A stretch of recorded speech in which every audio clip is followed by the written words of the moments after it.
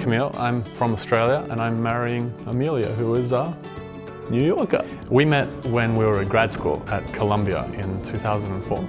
We had a few classes together, and so I'd noticed Amelia. I casually invited Amelia to a happy hour that was going on, just kind of like a friend sort of thing.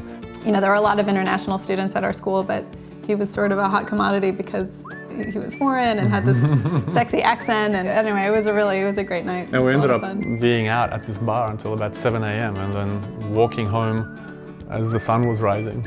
And that was our first date.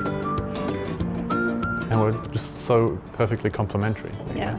We would always want to be together more and more, which I think was a big hint. So, 2006 came along and we graduated, but I got a job that took me overseas. And so we kind of had to agree that this, no matter where it was, that it was something that we would do together. When I got an email or a phone call or something from London. Yeah, with his assignment. And we sort of knew that moment was there. Like, Mexico? It was obviously going to be a big, significant step where we were in a foreign country and we had to rely on each other, and it would be you and me. At dinner, you and me. At breakfast, you and me. So it was sort of a make or break time in our lives, in our relationship, to see if this was something that we could do together. But it worked so well, again, amazingly. After this time in Mexico, it was about a year and a half, and Kamil got his next assignment, which was to move to Brunei.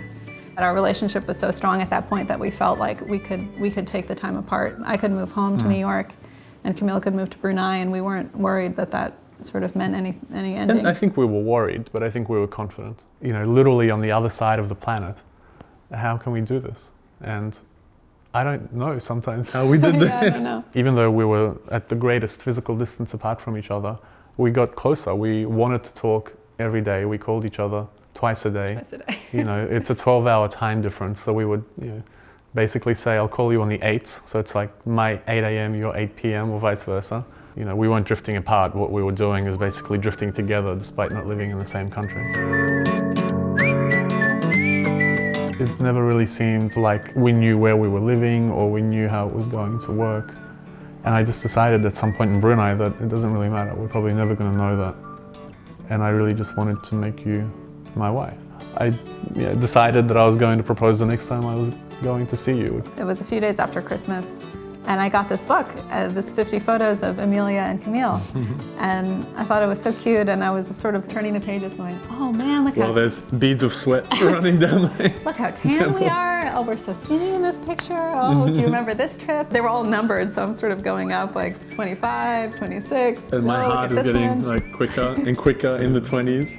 Yeah, and I get to 48. And my heart's like this. And I turn the page after 49, and huge on the next page it says, marry me. And I remember just sort of blacking out. And I don't even pulled know the ring out and did a classic swivel to the knee. On his knee. So I said, of course, because I can't even imagine my life without you.